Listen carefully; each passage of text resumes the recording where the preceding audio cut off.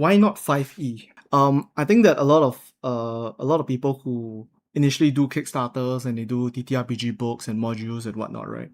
When they first jump into like the designing space, they usually do something that is just a 5e module, 5e system update, like a homebrew rule, an adventure module maybe, or like a particular mechanic that is missing from 5th edition, right? D&D we're talking about here. And yes, that is definitely a safer option, right? Many people do play 5th edition, and creating those things to be 5e compatible is probably financially wise to do so that as many people can pick up the thing and just go. However, I have a lot of problems with playing 5th edition that just frustrates me when I'm DMing and playing the game. I can tolerate these things, but these are not things that I enjoy playing, right? Which is the whole point of me creating a new system for all of this. A lot of these things have become home rules that we already ran in one way or another, such as the initiative system. Like, we don't play. Initially, we just ran the normal initiative, which is you roll and then based on your number, you run that way, right? And our initiative is round based, so all of the players, all of the enemies, and then everything else. And the enemies and the players can swap. So these are things that we have decided to streamline because these are things that are just frustrating to run and play. And so if you're designing around 5th edition, you have to design around these rules existing. And that is not very fun, right? And I think that there was more of a hindrance to what we were trying to achieve rather than being an aid, right? I mean, yes, it's an aid in the sense that more people play it, more people pick it up, maybe more fun, but like at that point, what's the point of designing the game, right? I think the other thing is that the way that D&D is inherently set up is that if you want to create interesting skills and whatnot, you kind of have to do a subclass.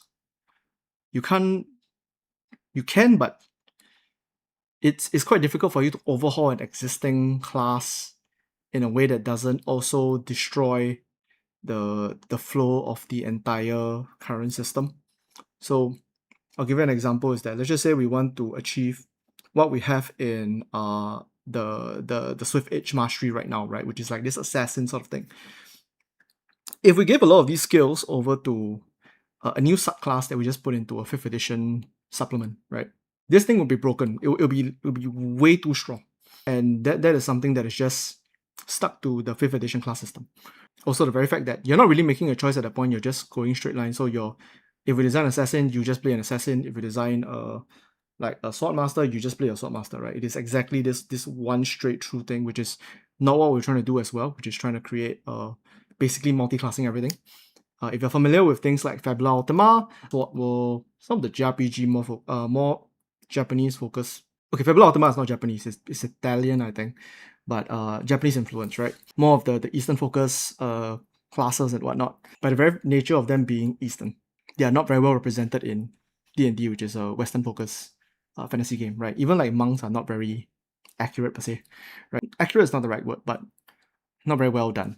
And with that, there are so many limitations as to the way we can design supplements and rules. And of course, the most important thing is that this also started during the OGL scandal. So if you guys are familiar, I don't remember which year it was, but there was this whole OGL thing where WotC basically wanted to get royalties on everybody's homebrew supplements and stuff like that. So that was a big no-go, right? If you make something and WotC is going to take it from you for whatever reason, I'm not sure how I feel about designing something for that and calling it a product of another company. Strange legal things that I'm not very familiar with, but we decided not to do that, right? It also opened up this field where a lot of people decided to not do 5th edition things, which means that a lot of people are now trying out their own new TTRPGs and whatnot, and we have grown this whole community and industry because of that. But yeah, those are the main reasons why we didn't do a 5e supplement basically.